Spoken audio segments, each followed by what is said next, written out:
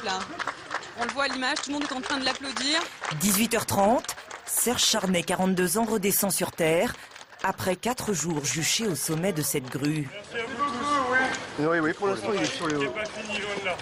Le combat de ce père divorcé en colère, le rétablissement de son droit de visite sur son fils. Illusion.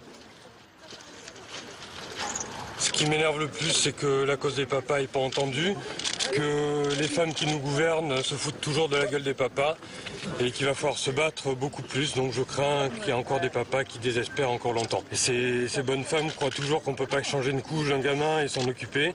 Donc il faudrait que ça cesse. Et aider les papas autour de vous, il y en a forcément. Des propos misogynes jugés par certains dommageables pour la cause des papas. Pourtant, quelques heures plus tôt, le gouvernement ouvrait le dialogue. Au ministère de la Justice, réunion d'urgence avec les associations de défense des pères. Mais au final, rien de concret, sinon l'annonce de nouvelles séances de travail. Nous proposons plutôt un travail méthodique, un travail le plus objectif possible, en tenant compte du fait que personne n'enlèvera toute la dimension passionnelle qu'il y a dans toutes les séparations. Ce que l'on peut mesurer au travers des souffrances qui ont pu être exprimées, c'est aussi quand même l'absence de culture de la médiation, que ça soit en amont ou en aval de la décision de justice. S'asseoir, c'est bien, mais quand vous avez quelqu'un en face de vous qui ne veut pas s'asseoir... À la sortie du ministère, les associations sont déçues, en particulier par Christiane Taubira. Elle a dit, excusez-moi, j'ai un agenda très chargé, je ne peux pas rester, j'ai des choses à faire. Elle l'a dit, c'est pas moi qui le fais dire. Qu'est-ce que ça veut dire ça pour vous? C'est qu'elle a autre chose à faire, je pense. Elle s'en fiche? C'est-à-dire que la nécessité pour les enfants de bénéficier de 2 parents n'a pas l'air d'être une urgence. C'est toujours la même chose, séparation entre l'État et la justice, on ne peut rien faire pour vous. Donc au mieux, on vous offre des Kleenex et on vous dit, désolé si vous ne voyez pas vos enfants, allez voir le JAF, allez en discuter avec lui, faites de la médiation familiale, utilisez toutes les voies et les recours que vous avez. Or, malheureusement, les voies et les recours, ils sont quasiment nuls.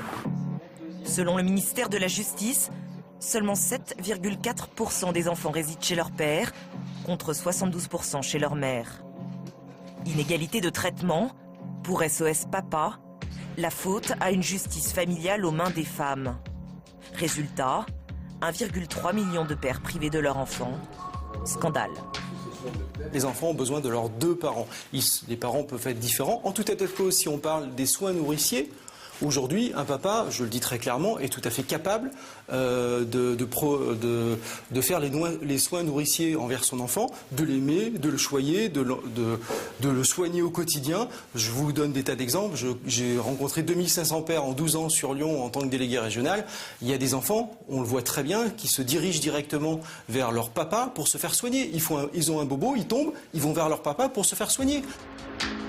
Deuxième acte de l'action de Serge Charnay à Nantes, sa participation demain à la manifestation pour le droit des pères. La mère reste toujours privilégiée par la garde des enfants, pour la garde des enfants, après un divorce. Combien de pères l'obtiennent? Alors, est-ce qu'il y a effectivement un problème? Quels qu'aient été les propos de Serge Charnay, qui en effet, moi, m'ont semblé, mais alors vraiment pas habile du tout. Quand on réussit à faire venir la terre entière en bas de sa grue et qu'après on tient des propos pareils, c'est stupéfiant. Mais oui, sauf que une réunion a eu lieu au ministère, qu'on en parle et que tout le monde, là aussi, et c'est d'ailleurs un effet médiatique, c'en est sa définition, on se met à s'interroger sur ce problème qui semble réel. Qu'en pense le sociologue et ensuite le psychiatre? 1975, loi sur le divorce par consentement mutuel. Totalement étonnant. Toujours remettre un petit peu d'histoire. On cause, que les gens soient pour ou contre, on ne pose jamais la question du père, parce qu'il est évident que les enfants seront élevés par les mères, et que le père, on n'en a pas besoin. Il faut attendre les années 80, 85, quasiment 10 ans, pour que la question du père arrive. Donc ce que je voulais dire, c'était que déjà, c'est pas les femmes juges, là, c'est une erreur, c'est pas les femmes juges qui sanctionnent d'abord les pères. C'est quand même qu'il y a une représentation qui reste relativement dominante, et pas que chez les juges.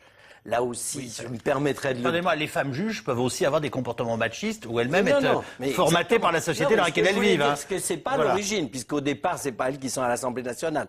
Et donc, on a une tension dans notre société à mon avis, très forte entre une norme qui est la norme un enfant c'est mieux avec 2 parents, etc.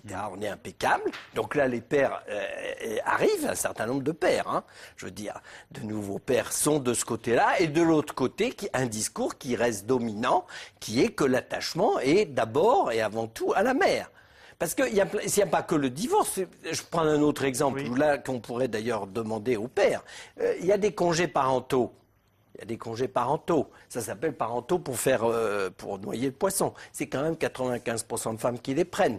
Les hommes ne se sont pas précipités pour les prendre. Donc, en fait, il partit des pères qui sont, j'en connais, hein, je veux dire, des mouvements et tout, qui sont, entre guillemets, pas forcément le monsieur de la grue, hein, on est bien d'accord. Mais une partie des pères qui sont dans ces mouvements sont des nouveaux pères. Et c'est vrai qu'ils payent, à mon avis, des fois, je le pense sincèrement, qu'ils payent pour l'ensemble des pères qui ne font rien, même quand ils sont avec leur épouse. Parce que statistiquement, les femmes font beaucoup de travail domestique, et on ne va pas reprendre tout ça. Et donc, il y a des hommes, et c'est un des vrais problèmes, qui n'ont jamais rien fait, et qui se réveillent au moment du divorce, qui veulent devenir pères.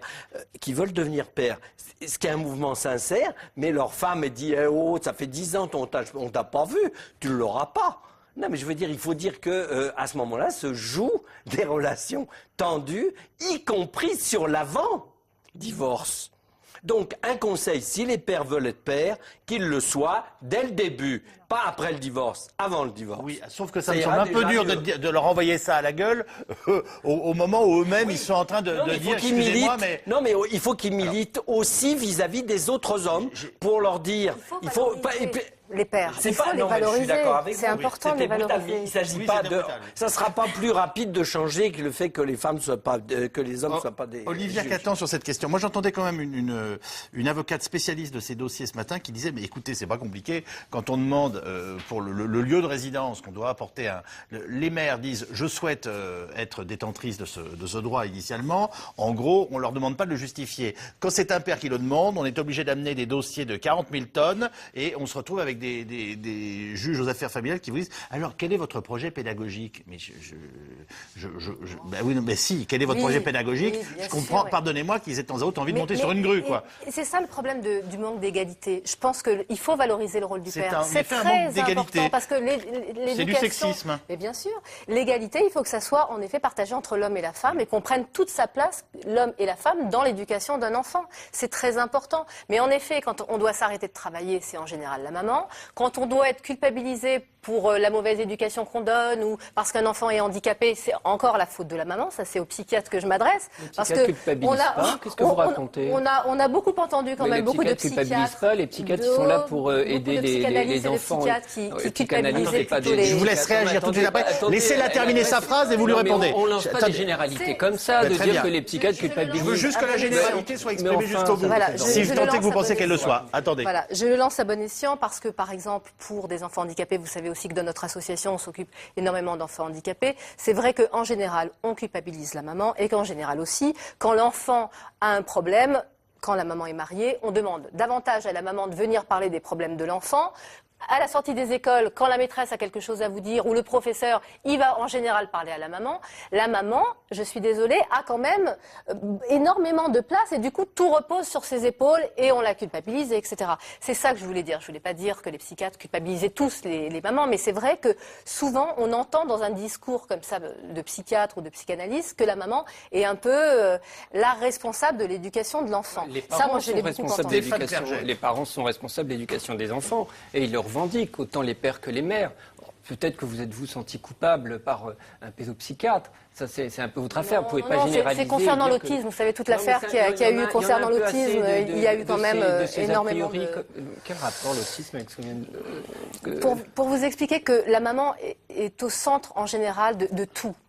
Et que c'est pour ça que la société réagit comme ça. Je ne pas de l'autisme. Oui, ce qui apparaît au centre de tout, ça doit être d'abord l'enfant. Et l'enfant, il a intérêt à profiter de ses deux parents. Donc c'est vrai que la parité avance, elle avance lentement. Avant, dans les séparations, c'était les mères qui avaient les gardes avant la loi sur le divorce. Oui. Mais c'était les pères qui avaient la signature. Donc il y avait une espèce d'équilibre complètement déséquilibré. Mais ça rendait les choses un peu acceptables pour le père. Aujourd'hui, c'est la parité et c'est heureux. Sauf qu'elle n'est pas partout, la parité, et en tout cas, elle n'est effectivement pas dans les décisions de justice à l'occasion des divorces. C'est un fait qui n'est pas contestable. Le vrai souci, c'est que c'est un problème pour les enfants. Parce que les enfants sont non seulement effectivement souvent privés de leur père, le père se détache de l'enfant parce qu'il voit l'enfant très peu, mais aussi quelle image est donnée aux enfants des hommes, qui, en général, une image justement de manque de responsabilité. Puisque qui représente la responsabilité? C'est la mère qui a la garde majoritaire. À l'école, tous les enseignants majoritairement sont des femmes. Ils voient le père un week-end sur 2 avec qui ils s'amusent. Donc c'est vraiment une image déresponsabilisante des hommes qui est donnée aux enfants. En plus, effectivement, le juge est une femme. Quand il voit des émissions sur les prisons, il voit bien que dans les prisons, il n'y a que des hommes. Donc il y a une drôle d'image qui est donnée aux hommes, aux enfants. Aussi dans ces décisions de justice. Et ça, c'est inquiétant, parce que ça perturbe évidemment leur développement psycho-affectif, l'image de l'homme et de la femme, et ça peut même entraîner des réactions machistes plus tard, chez les petits garçons en particulier. On va passer aux questions SMS, sachant qu'on a déjà largement débordé. Le divorce entraîne drame, misère économique, pauvreté, déstabilise les enfants. L'État ne devrait-il pas le déclarer cause nationale? Allez hop. Non, on ne peut pas le déclarer cause nationale. La régression, je veux dire, ça entraîne des effets qui ne sont pas tous positifs, c'est le moins qu'on puisse dire. Voilà. Mais c'est parce que nous sommes dans une famille. Aujourd'hui, antérieurement, l'homme était le chef et c'est lui qui devait définir l'intérêt de la famille, de la femme, entre guillemets, et des enfants. Aujourd'hui, il y a l'intérêt de l'enfant, il y a l'intérêt des femmes. Et il y a l'intérêt des hommes. Et là, c'est intéressant qu'il y ait eu justement famille monoparentale et la grue, pour faire une bonne émission. On n'a pas eu les enfants, mais il y aurait pu y avoir un truc sur les enfants. Il n'y a pas de chef de coordination. Aujourd'hui, il n'y a pas de coordination entre les différents intérêts qui sont, à mon avis, légitimes. Les hommes ont des choses à dire en tant que père, y compris pour l'enfant, etc. Et donc, c'est le problème. Donc, je veux dire, je pense que c'est pas d'abord le divorce qui pose ça, il rend visible le fait que dans la famille aujourd'hui, c'est pour ça qu'on a besoin aussi de médiation, de psy et tout, il faut coordonner des intérêts qui sont pas naturellement convergents. Brigitte Elsberg, et je prends ma prochaine question. Alors je pense que cause nationale, je ne sais pas, mais je trouve qu'on pourrait réfléchir à ce qu'on propose pour avancer là-dessus. Je sais que par exemple, nous, certaines associations proposent des appartements ou des lieux où des papas qui n'ont pas les moyens, parce qu'ils n'ont qu'une seule chambre, d'accueillir leurs enfants, puissent les accueillir dans de bonnes conditions. Donc il y a des choses qui se font, et je trouve qu'il faut réfléchir aussi à cette question-là. Tout le monde a des droits. Et je trouve comment on peut chercher des solutions qui ne soient pas forcément coercitives, mais des choses qui proposent des ouvertures, des lieux où on peut justement évoluer là-dessus. Pourquoi en amont des divorces, cette soif de liberté personnelle qui tend à se généraliser? C'est amusant parce que c'est une question qui est quasiment morale qui nous est posée. Et l'expression en amont des divorces fait réagir. Je vois que vous souriez, Olivia Quette.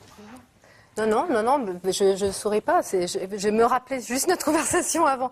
Mais non, je pense que...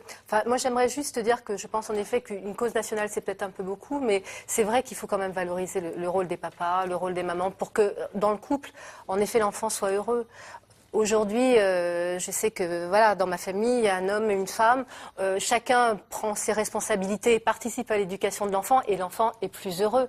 C'est une évidence. Maintenant, c'est vrai qu'au sein de mon association, j'ai plus de mères courage dont les pères ont foutu le camp que le contraire. Alors, je veux bien ce reportage, il faut entendre la parole des papas, ça c'est une évidence, mais il ne faut pas non plus exagérer et tomber dans l'excès inverse.